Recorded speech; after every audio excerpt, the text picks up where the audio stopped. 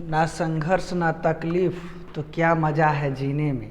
अरे ना संघर्ष और ना तकलीफ तो क्या मज़ा है जीने में। बड़े बड़े तूफान भी थम जाते हैं जब आग लगी हो सीने में। तो आग लगाइए अपने सीनों में। तो आप सभी को गुड मॉर्निंग। आपके अपनी परिवार रुक्मिणी परिवार में आप सभी को हार्दिक स्वागत है। तो कैसे हैं आप लोग? सुबह सुबह आपसे मिल रहे हैं तो उम्मीद करते हैं बहुत अच्छे होंगे। तो देखिए, हम आपके लिए लेकर आए हैं करेंट अफेयर्स, क्योंकि हर रोज़ की तरह मैं भी आज फिर आपके लिए लेकर आया हूँ करेंट अफेयर्स। आप जानते हैं कि करेंट अफेयर्स जो है कोई भी एग्ज़ाम के लिए बहुत ही इम्पोर्टेंट होती है। तो इम्पोर्टेंट दायरा को हम डेली आधा घंटा जो है प्रैक्टिस करेंगे, ताकि हमारा आधा घंटा प्रैक्टिस करने से आपका समय बर्बादी नहीं होगी। और इसे करेंट अफेयर्स तो जानते ही होंगे आप लोग कि हर एग्ज़ाम के लिए इम्पोर्टेंट होती है। एसएससी का एग्ज़ाम हो या बिहार का एग्ज़ाम हो, बिहार में बिहार पुलिस या बिहार दरोगा कोई भी का भी एग्ज़ाम हो, करेंट अफेयर्स जो होती है एग्ज़ाम में अहम भूमिका निभाती है। तो आपको भी मेरे साथ करेंट का डिस्कशन करनी है, और कोई भी करेंट को डिस्कशन करनी है तो उसके बारे में बारीकी तरीका से उसके बारे में फुल डिस्कशन के साथ हम लोग जानेंगे। तो आपके लिए मैं डेली सुबह 6 बजे करेंट अफेयर्स का क्लास लेकर आता हूं। तो आइए हमारे साथ बने रहिए शुरू से अंत तक, ताकि कोई भी क्वेश्चन एग्जाम में छूटने लायक ना रह जाए। तो सबसे पहले मैं अपना पहला क्वेश्चन देखता हूं, तो क्या है, एशियाई हॉकी महासंघ ने किसे 2 साल के लिए भारत एथलीट एम्बेसडर नियुक्त किया है? तो जो है एशिया हॉकी महासंघ AHF जो हमारी है एशिया हॉकी महासंघ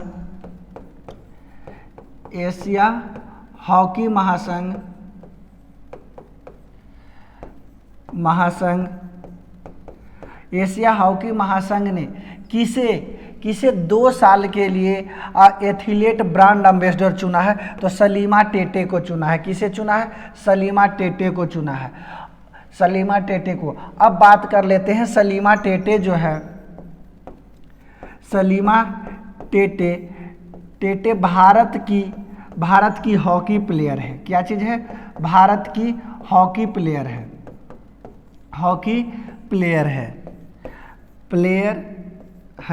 इसे 2 वर्ष के लिए, इसे की सलीमा टेटो को 2 वर्ष के लिए AHF ने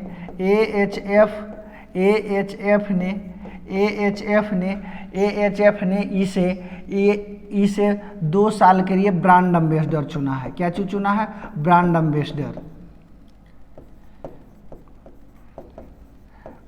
एम्बेसडर चुना है।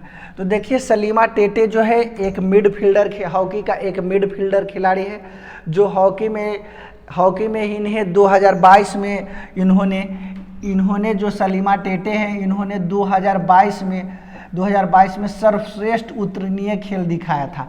यानी कि सबसे अच्छा 2022 में इन्होंने सबसे अच्छा परफॉर्मेंस अपना हॉकी में दिए थे। इसी कारण से 24 मार्च 2023 ईस्वी को, क्या चीज़? 24 मार्च 2023 ईस्वी को इन्हें emerging player of the year पुरस्कार से चुना गया है। इमर्जिंग प्लेयर ऑफ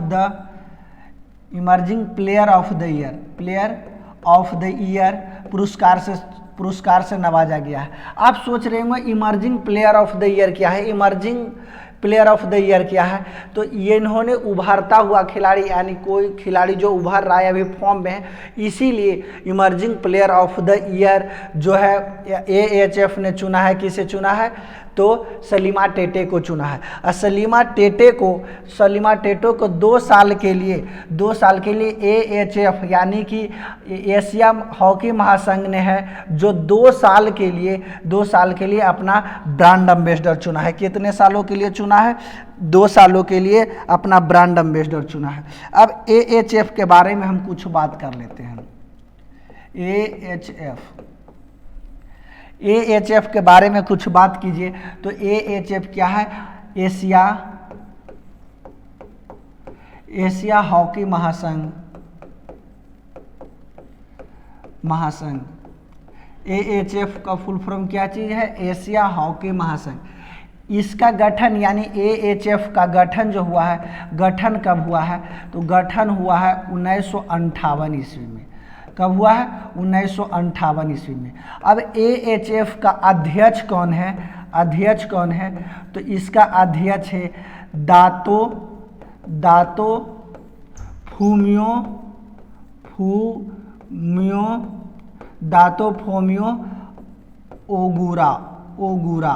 ओगुरा, यानी इनका जो AHF का अध्यक्ष है दातो फोमो ओगुरा है। और इसका स्थापना कहाँ हुई है? तो स्थापना कहाँ हुई है? टोक्यो में हुई है। कहाँ? टोक्यो में हुई है। टोक्यो कहाँ है? तो जापान में। कहाँ? जापान में। और AHF के बारे में कुछ जानकारी ले लेते हैं हम लोग। AHF को जो हाल फिलहाल में हॉकी महासंघ जो है हमारी, उसका जो ब्रांड एम्बेसडर चुना गया है, तो ब्रांड एम्बेसडर हाल फिलहाल ही का किसे चुना गया है? सलीमा टेटे को। ब्रांड एम्बेसडर किसे चुना गया है? सलीमा टेटे को चुना गया है। किसे चुना गया है? सलीमा टेटे को। सलीमा टेटे आप लोग को बता दिए हैं कि सलीमा टेटे जो है भारत के मिडफील्डर प्लेयर है, जो हॉकी का एक प्लेयर है सलीमा टेटे। वो हॉकी खेलती है, महिला टीम का मिडफील्डर हॉकी का एक खिलाड़ी है। और इनको 24 मार्च 2023 ईस्वी को emerging player of the year पुरस्कार से नवाजा गया है। और इमर्जिंग प्लेयर किसे कहते हैं? तो इमर्जिंग प्लेयर यानी उभरता हुआ खिलाड़ी, यानी कोई खिलाड़ी अगर जो फॉर्म में चल रहा है तो उसे emerging player of the year पुरस्कार है, उससे नवाजा जाता है। तो उससे नवाजा गया है किसे? सलीमा टेटे को। और इसी को देखकर AHF ने है जो हॉकी एशिया महासंघ जो है सलीमा टेटे को 2 साल के लिए अपना ब्रांड एम्बेसडर नियुक्त कर लिया है। नेक्स्ट क्वेश्चन चलते हैं। SCO राष्ट्रीय सुरक्षा सलाहकार की बैठक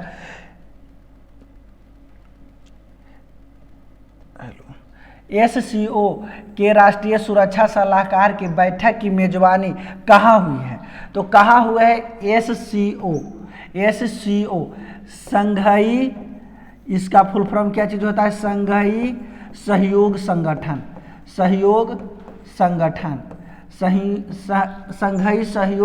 संगठन। अब इसके बारे में हम लोग कुछ जानेंगे।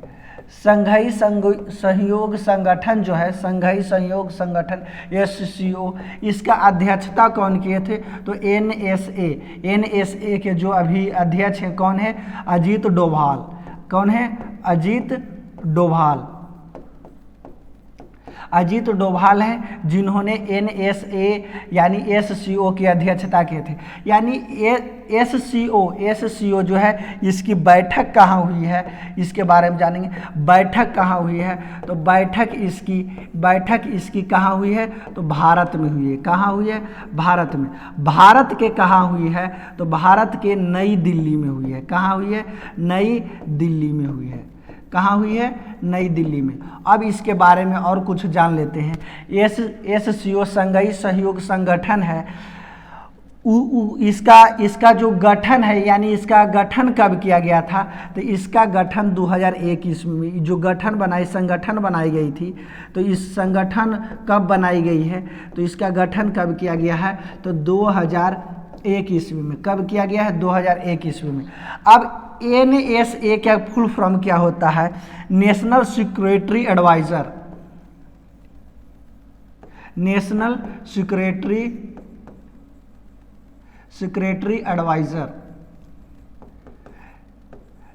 सिक्योरिटी एडवाइजर अभी भारत के कौन है? तो अजीत डोभाल हैं, जो 2023 में SCO संगठन हुई है नई दिल्ली में, उसका अभी अध्यक्षता कर रहे थे।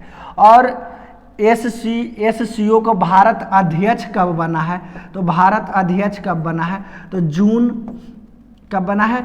जून 2017 में बना है। जून 2017 में भारत इसका सदस्य बना है। एससीओ का सदस्य भारत कब बना है? तो जून 2017 ईस्वी में बना है। इसमें एससीओ में टोटल सदस्य देश कौन है, कितना है? टोटल जो सदस्य देश है, टोटल सदस्य देश कौन है, कितना है? अभी 9 है। इससे पहले अभी वर्तमान में जो है, वर्तमान में सऊदी अरब जुड़ा है। इसमें कौन जुड़ा है? सऊदी अरब। सऊदी अरब जो है इसका वर्तमान सदस्य बना है। इससे पहले इसका सदस्य जो 8 थी, और लेकिन अभी वर्तमान में एससीओ का सदस्य यानी कि संघाई सहयोग संगठन का सदस्य की अगर जो हम बात कर लेते हैं तो अभी 9 है। अब बात करेंगे कि एससीओ जो संगठन है, एससीओ का बैठक होता क्या चीज़ है, इसमें क्या चीज़ है? इसमें शांति और सुरक्षा की बात की जाती है। शांति और सुरक्षा की बात की जाती है। शांति और सुरक्षा की बात की जाती है। और हमारे जो इसके एससीओ के जो अध्यक्षता कर रहे थे हमारे एनएसए यानी अजीत डोभाल जो थे, नेशनल सिक्योरिटी एडवाइज़र जो हमारे हैं, ये जो कह रहे थे, ये बोल रहे थे कि हम आतंकवाद के खिलाफ लड़ेंगे और पूरे देश में शांति और सुरक्षा प्रदान करेंगे। ये जो हमारे अजीत डोभाल है वो बोल रहे थे। तो उसके बाद तो कौन इसकी अध्यक्षता जो है एससीओ को राष्ट्रीय सुरक्षा सलाहकार की बैठक कहाँ हुई है? तो भारत में हुई है। भारत की कहाँ हुई है? न्यू दिल्ली में हुई है। कहाँ हुई है? भारत के न्यू दिल्ली में हुई है। और इसका एससीओ का गठन क्या चीज़ है? 2001 में हुई है। एससीओ है क्या चीज़? सहयोगी संघाई सहयोगी संगठन। इसमें टोटल 9 देश है। हाल फिलहाल में सऊदी अरब जुटी है। इससे पहले इसमें टोटल 8 सदस्य देश थे। और जो भारत इसमें जुड़ा है, तो कब जुड़ा है? जून 2017 ईस्वी में भारत जुड़ा है। एससीओ का बैठक क्यों की जाती है? क्योंकि अभी देख रहे होंगे हम लोग कि आतंकवाद बहुत है, तो आतंकवाद के खिलाफ लड़ना है और पूरे देश में शांति और सुरक्षा प्रदान करनी है। पूरे देश में क्या चीज़? शांति और सुरक्षा प्रदान करनी है। इसी के लिए यह जो है एससीओ संघाई सहयोग संगठन जो है इसकी जो बैठक की जाती है, इसीलिए की जाती है कि शांति और सुरक्षा पूरे देश में बनी रहे। क्योंकि हमारे जो अजीत डोभाल हैं वो जानते हैं कि जब तक देश में शांति और सुरक्षा की स्थापना नहीं होगी, जब तक कोई देश विकास नहीं कर पाएगा। इसीलिए इन्होंने अध्यक्षता की है और पूरे देश में आतंकवाद के खिलाफ लड़ने की घोषणा की है और पूरे देश में शांति और सुरक्षा बनाए रखने की बात कही है। इसके बाद हम लोग नेक्स्ट प्रश्न पर चलते हैं। हाल ही में विश्व बैंक ने अध्यक्ष पद पर निर्विरोध किसे चुना है? यानी विश्व बैंक जो है, विश्व बैंक यानी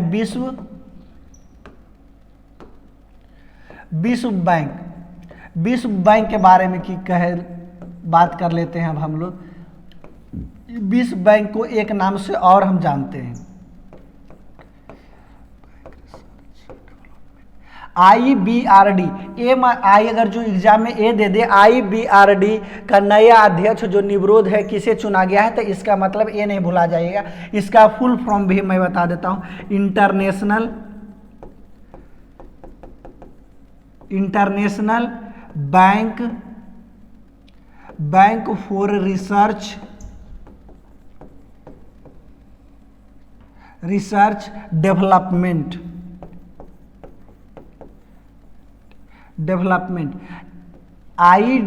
जो विश्व बैंक हमारी है, IBRD जो है, इसका गठन सबसे पहले हम जानेंगे कि इसका जो मुख्यालय है वो कहाँ है।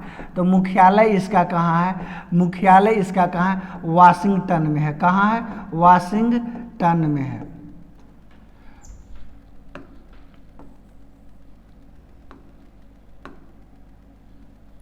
मच्छर जो है बहुत तंग करता है।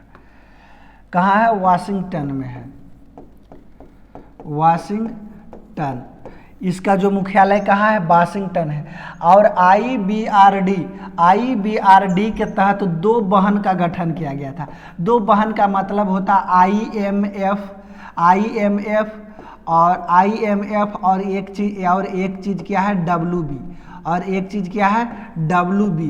अब बात करेंगे IMF और WB क्या चीज़ है। तो IMF है जो शॉर्ट टाइम लोन देता है, short term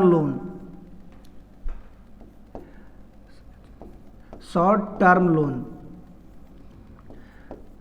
short term loan, और ये WB जो है WB जो है क्या चीज़ है, विश्व बैंक है। तो ये लॉन्ग टाइम लोन देता है, क्या चीज़, WB है जो लॉन्ग टाइम लोन देता है। यानी छोटे समय के लिए लोन अगर जो लेना होता है किसी को तो IMF देता है जो शॉर्ट टाइम लोन है, और विश्व बैंक जो है वो अधिक समय के लिए लोन देता है। तो इसके बाद कि IBRD दे दे या विश्व बैंक दे दे, इससे आपको कोई घबराने की बात नहीं है। तो हाल ही में विश्व बैंक अध्यक्ष पद पर निर्विरोध किसे चुना है, तो अजय बंगा को चुना है। किसे चुना है, अजय बंगा को चुना है इसके खिलाफ। और कौन चुना है इसके बारे में सबसे पहले, इससे पहले कुछ जान लेते हैं और इसके बारे में कुछ हम लोग जान लेते हैं। जो IBRD यानी विश्व बैंक है, इसकी स्थापना कब हुई है, तो स्थापना इसकी 1944 ईस्वी में हुई है। कब हुई है स्थापना, 1944 ईस्वी में हुई है। और इसका मुख्यालय कहाँ है, वाशिंगटन में है। इसका मुख्यालय कहाँ है, वाशिंगटन में। और इसका टोटल देश की अगर जो बात कर लेते हैं तो इसमें टोटल देश कितनी है, तो टोटल इससे पहले 189 देश था, लेकिन हाल फिलहाल में एडोरा देश जो है इसमें जुटा है। तो इसका अब जो हम बात कर लेते हैं तो अब टोटल 190 देश हो गई है। कितना, 190 देश हो गई है। और अमेरिका जो है, अमेरिका जो है इसमें सबसे अधिक पूंजी लगाता है। कितना लगाता है, लगभग 16% लगभग जो है 16% अमेरिका लगाता है। उसके बाद भारत जो है 7वां नंबर पर, भारत जो है 7वां नंबर पर जो 3.15% जो है अपना लागत लगाता है। भारत कितना लगाता है, 3. जो भारत की कितने नंबर पर है, भारत जो है 7वां नंबर पर है। कितना नंबर पर है भारत, और पहला नंबर पर कौन है, अमेरिका है जो है सबसे ज़्यादा लागत लगाती है। इसीलिए अमेरिका ने निर्विरोध कोई इसके विपक्ष में, अजय बंगा जो थे इनके विरोध में कोई नहीं खड़ा हुआ।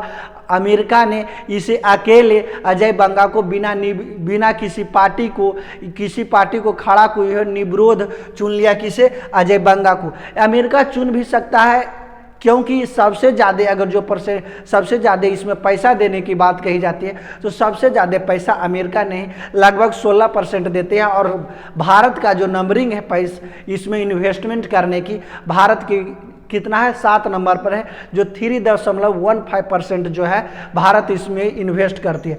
तो अजय बंगा जो है, अजय बंगा को निर्विरोध विश्व बैंक ने चुना है। ये IBRD भी दे दे तो इससे आपको कोई घबराने की बात नहीं है। मैं विश्व बैंक का ही दूसरा नाम IBRD है, और इसका मैं फुल फॉर्म भी लिख दिया हूँ, international bank for research development. और अजय बंगा की अगर जो बात कर लेते हैं तो अजय बंगा हैं कहाँ के भाई, तो ये पुणे के हैं। कहाँ के, पुणे महाराष्ट्र के हैं, महाराष्ट्र के हैं। तो कोई दिक्कत के बात नहीं, अमेरिका वाला सब लुरगर है तो भारत वाला कहाँ बुड़बक है। अमेरिका वाला ने अजय बंगा को चुना है, तो अजय बंगा कहाँ का है, भारत का है। मोदी जी हैं हमारे, मोदी जी के पक्के दोस्त हैं अमेरिका वाले। तो सोचे मोदी जी को फुसलाने बहलाने के लिए कि अजय बंगा को ही चुने। अजय बंगा जो हैं पुणे के हैं, महाराष्ट्र के।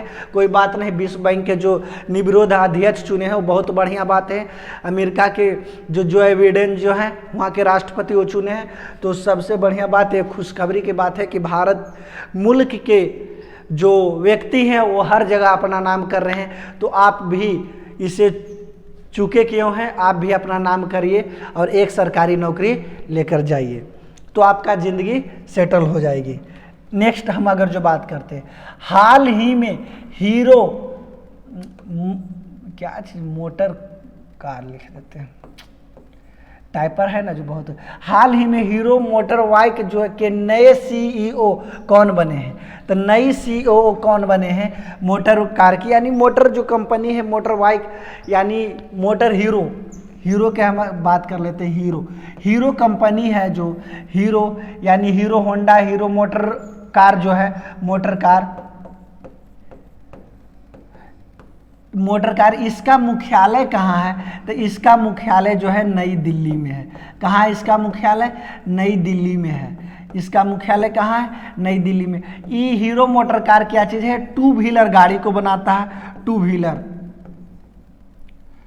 टू व्हीलर गाड़ी को बनाता है, टू व्हीलर जो गाड़ी को बनाता है वो ज़्यादा मोटर हीरो मोटर बाइक जो है इसके द्वारा बनाया जाता है। तो हाल फिलहाल में हीरो मोटर बाइक जो है ये किसे अपना CEO नियुक्त किया है? तो किसे अपना CEO निरंजन गुप्ता को नियुक्त किया है। किसे किया है?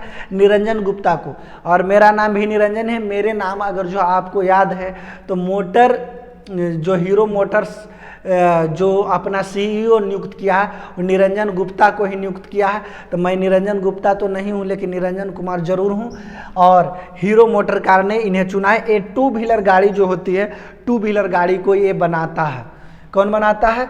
तो हीरो मोटर्स। और किसे चुना है अपना CEO? निरंजन गुप्ता को। अक्षय कुमार के बारे में जानबे करते हैं कि सड़क का जो CEO, सड़क सुरक्षा की बात की जाती है, इनका CEO कौन है? तो अक्षय कुमार है। नेक्स्ट अब हम लोग बात कर लेते हैं मार्च 2023 में दिल्ली इंटरनेशनल ओपन शतरंज का खिताब किसने जीता है? किसने जीता है? तो मार्च 2023 में दिल्ली इंटरनेशनल ओपन शतरंज का खिताब किसने जीता है? तो अरविंद चिदम्बरम ने जीते हैं। कौन जीते हैं? अरविंद चिदम्बरम। अब अरविंद चिदम्बरम के बारे में हम लोग कुछ बात कर लेते हैं। अरविंद चिदम्बरम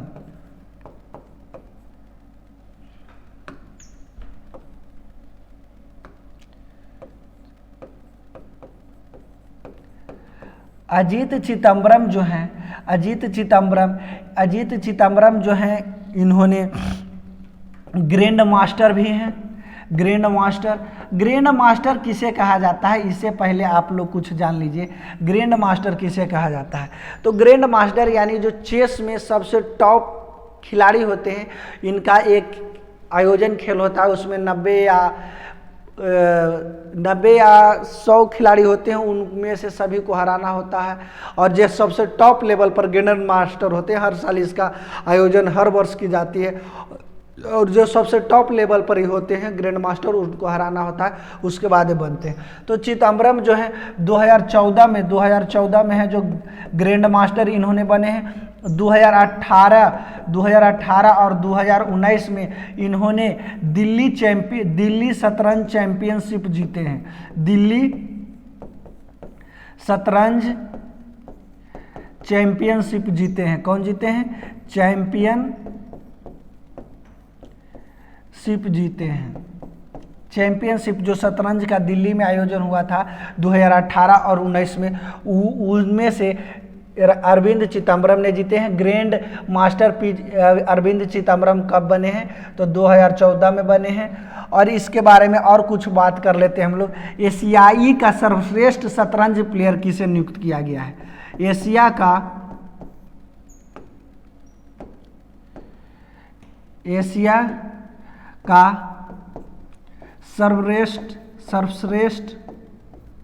सर्वश्रेष्ठ प्लेयर, एशिया का शतरंज का सबसे सर्वश्रेष्ठ प्लेयर,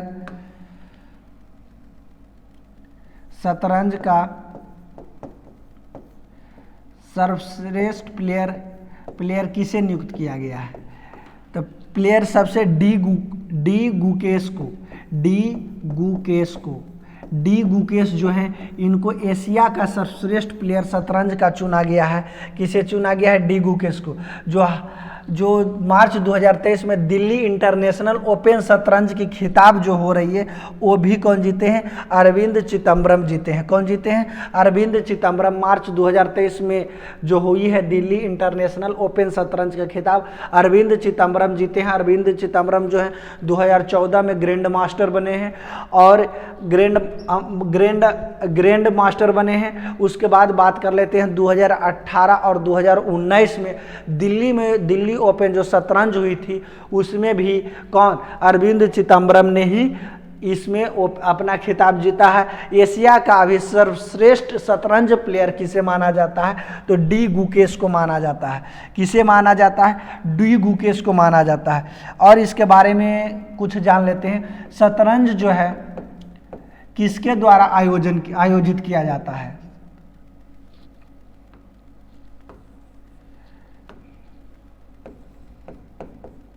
शतरंज जो है किसके द्वारा आयोजित किया जाता है? तब फीडे के द्वारा यह आयोजित किया जाता है। किसके द्वारा आयोजित किया जाता है? फीडे के द्वारा। फीडे के द्वारा। अब फीडे का मुख्यालय कहाँ है? फीडे का मुख्यालय कहाँ है? मुख्यालय कहाँ है?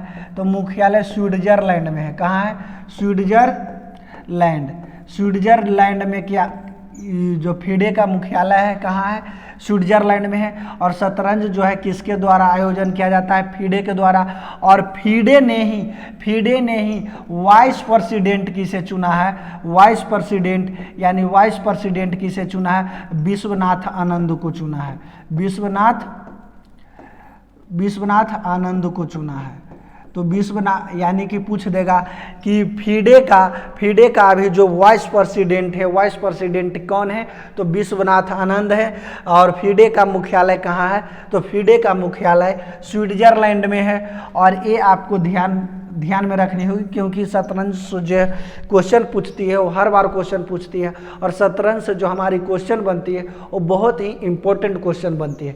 तो ये आपको ध्यान में रखनी होगी। मैंने इसके बारे में टोटल बात बता दी है। तो देख लीजिए, मार्च 2023 में दिल्ली में जो इंटरनेशनल ओपन शतरंज का खिताब हुआ था, अरविंद चिदम्बरम जी ने जीते हैं। और एशिया का सर्वश्रेष्ठ शतरंज का प्लेयर की कौन नियुक्त हुए हैं? तो डी गुकेश जो है वो एशिया का सर्वश्रेष्ठ प्लेयर नियुक्त हुए हैं। नेक्स्ट हम लोग देख लेते हैं, देश का पहला क्वांटम क्यूटिंग, क्या चीज लिख दिया है? क्वांटम क्विंटन आधारित टेलीकॉम नेटवर्क लिंक कहाँ शुरुआत की गई है? तो कहाँ शुरुआत की गई है? तो दिल्ली में की गई है। अब सबसे पहले जानेंगे कि क्वांटम क्विंटन क्या है। तो क्वांटम क्विंटन एक टेलीकॉम का नेटवर्क है। और टेलीकॉम का नेटवर्क क्वांटम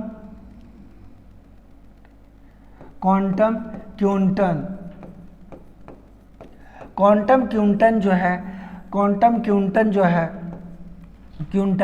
इसका उद्घाटन कौन किए हैं? उद्घाटन के बारे में हम लोग जान लेते हैं। उद्घाटन कौन किए हैं? तो अश्वनी वैष्णव किए हैं, जो हमारे रेल मंत्री भी हैं। अश्वनी वैष्णव जो हैं इसका उद्घाटन किए हैं। और इसका उद्घाटन कहाँ हुआ है? दिल्ली में। अभी रेल मंत्री कौन है? हमारे भारत का जो रेल मंत्री की बात कर लेते हैं, तो अभी रेल मंत्री अश्वनी वैष्णव हैं, जो क्विंटन का जो लिंक है, नेटवर्क है, उसकी शुरुआत कौन किए हैं? तो इसका उद्घाटन कौन किए हैं? अश्वनी वैष्णव किए हैं। और यह कहाँ किया गया है? तो कहाँ किया गया है? दिल्ली में किया गया है। कहाँ किया गया है? यह दिल्ली में किया गया है। कहाँ किया गया है? और दिल्ली में किया गया है। कहाँ किया गया है? तो यह दिल्ली में किया गया है। और उससे पहले, और दिल्ली में कहाँ किया गया है? तो दिल्ली में कहाँ किया गया है? दिल्ली में कहाँ? दिल्ली के किस स्थान पर किया गया है? स्थान का इसका नाम बता दीजिए। स्थान, तो दिल्ली में किस स्थान पर? संचार भवन में किया गया है। कहाँ किया गया है? संचार भवन में किया गया है। कहाँ किया गया है? संचार भवन में किया गया है। कहाँ किया गया है? संचार भवन में किया गया है। और कहाँ किया गया है?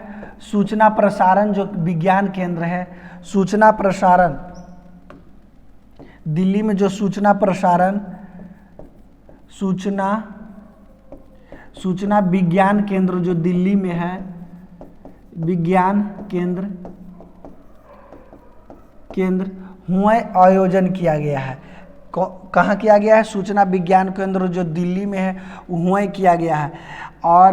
और इसके बारे में और कुछ जान लेते हैं हम लोग इसके बारे में। और किसने किया है? तो सी डॉट ने किया है। किसने किया है? तो सी डॉट ने किया है। सी डॉट ने किया है। सी डॉट ने किया है। और अब देख लीजिए इसके बारे में क्विंटम के बारे में आप सोच रहे हो कि क्विंटम है आखिर क्या चीज़। तो यह एक नेटवर्क है जिसको हैक नहीं किया जा सकता, फिजिक्स के जरिए ये बनाया गया है। और जो हमारे जो उद्घाटन किए हसनबी वैष्णव ये चैलेंज किए हैं कि अगर कोई अगर जो इसे हैक कर लेता है तो जो हैक करेगा उसको मैं 10 लाख का इनाम दूंगा। कितने रुपया का राशि का इनाम की घोषणा किए हैं? तो 10 लाख राशि का इन्होंने इनाम की घोषणा की है। कितने राशि की? 10 लाख राशि। अगर जो कोई इसे हैक कर ले, ये फिजिक्स का है, एक नेटवर्क है, जैसे कि आप लोग जानते हैं कोई भी नेटवर्क आती है तो उसको हैक कर लिया जाता है।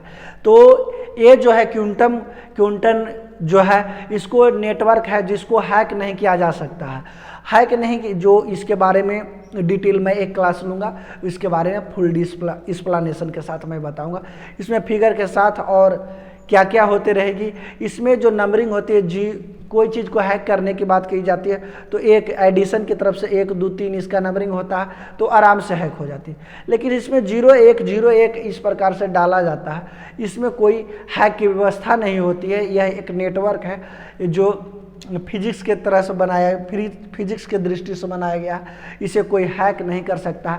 और जो हमारी हसनबी वैष्णव रेल मंत्री जो उद्घाटन दिल्ली में किए हैं, उन्होंने इतना तक चैलेंज किए हैं कि अगर कोई भी इसे हैक करता है तो उसको इनामी राशि, जो हैक करेगा उसको इनामी राशि 10 लाख रुपया दिया जाएगा। अब इसके बाद मैं अब करेंट अफेयर्स की जो दायरा हमारी चल रही है, करेंट अफेयर्स आज के लिए इतना ही। अब मैं कुछ स्टैटिक की बात कर लेता हूँ।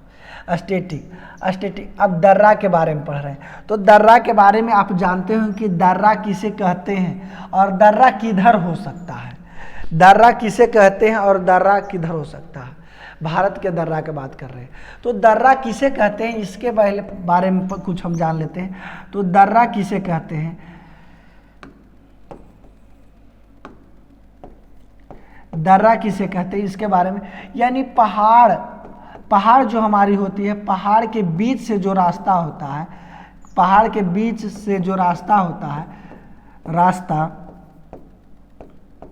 रास्ता उसी को हम लोग दर्रा कहते हैं। यानी कि जिस प्रकार से ये पहाड़ बनी हुई है और ये पहाड़ से बीच से रास्ता निकल जाती है और इससे नदियाँ बहती हैं, तो यानी पहाड़ों के बीच से काट दिया जाए, चाहे जो प्रकृति की या मानव द्वारा काटा जाता है उसे हम लोग दर्रा कहते हैं। यानी पहाड़ों के बीच से जो रास्ता निकलती है उसे क्या चीज़, दर्रा के नाम से जानते हैं। क्या चीज़, दर्रा के नाम से जानते हैं। अब भारत में दर्रा कहाँ हो सकती है इसके बारे में जान लीजिए। तो ज़्यादा जो दर्रा है, अधिकांश दर्रे होते हैं वो भारत के उत्तरी भाग में होती है। उत्तरी भाग में क्यों होती है? क्योंकि उधर हिमालय के पहाड़ है तो हिमालय के पहाड़ से कुछ नदियाँ निकलती है। इधर भी है, दक्षिण भारत में भी है और मध्य भारत में भी है। थाल घाट, भोर घाट, पाल घाट, ये सब जो दर्रे हैं वो मध्य भारत और दक्षिण भारत में पड़ते हैं। तो इधर भी कुछ पहाड़ियाँ हैं, पहाड़ियाँ से जो बीच रास्ता जाती है उसे दर्रा कहते हैं। तो इसके बीच भी रास्ता गई है पहाड़ी के बीच से, इसी थाल घाट, भोर घाट और पाल घाट जो है वो 2 स्थानों को जोड़ने का काम करती है, उसे ही हम लोग दर्रा कहते हैं। तो सिक्किम में कौन कौन सा दर्रा है, दर्रा के नाम जान लीजिए। जलेपला दर्रा और नाथुला दर्रा। जलेपला दर्रा और नाथुला दर्रा कहाँ है? सिक्किम में है। जलेपला दर्रा और नाथुला दर्रा कहाँ है? सिक्किम में है। इसके बाद देख लेते हैं उत्तराखंड में।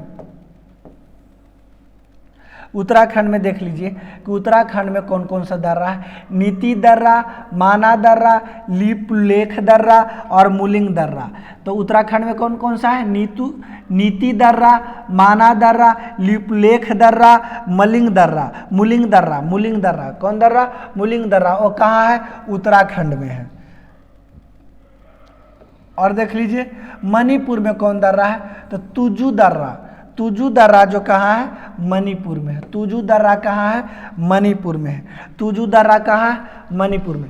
तो आज का करेंट अफेयर्स और स्टैटिक मेरा इसी दर्रा, मैंने लगभग करेंट अफेयर्स में के साथ जो स्टैटिक आती है उसमें मैं दर्रा को लगभग समाप्त कर चुका हूँ। और जो मेरा करेंट अफेयर्स की क्लास चल रही है वो फुल डिस्कशन के साथ इसी प्रकार से चल रही है। तो आप भी करेंट अफेयर्स का लाभ उठाएं। और मैं करेंट अफेयर्स के लिए कोई आपसे फी नहीं लेता हूं। ये बिल्कुल 6 बजे सुबह उठिए 6 बजे और एक करेंट अफेयर्स का बस पलक झपकते ही आपके पास करेंट अफेयर्स होगी।